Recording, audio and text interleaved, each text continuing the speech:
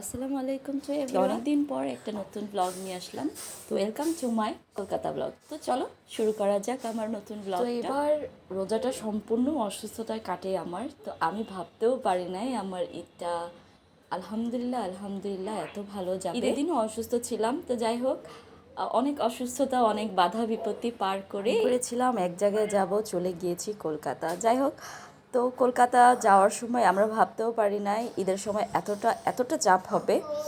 তো আমরা বনগাঁ ট্রেন থেকে উঠেছিলাম। বনগাঁ ট্রেনের অবস্থা তো দেখেছই কী অবস্থা। তারপর হচ্ছে ভিতরে যে আমি কোনো ক্লিপ নেব সেটা নেওয়ার কোনো পরিস্থিতিই ছিল না। তো যাই হোক, হোটেলে চলে আসলাম।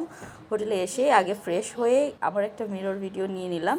দেন আমরা চলে যাই শ্রী লেদার্সে গিয়ে তো আমার বাচ্চাটাকে একটু হাসানোর ট্রাই করছিলাম। ও অনেক ক্লান্ত হয়ে গিয়েছিল। হোটেলে গিয়ে আমি ফ্রেশ হয়েই বের হয়ে যাই, কারণ শ্রী লেদার্স আমাদের হোটেলের কাছাকাছিই ছিল। ওখানে গিয়ে জুতো কেনার পরে নিচে নামি, দেখি এই সুন্দর বাটারফ্লাইটা। মাহি বাবার ওইখানে টয়েস কিনছিল, তো ওর একটা ক্লিপ নিয়ে নিলাম।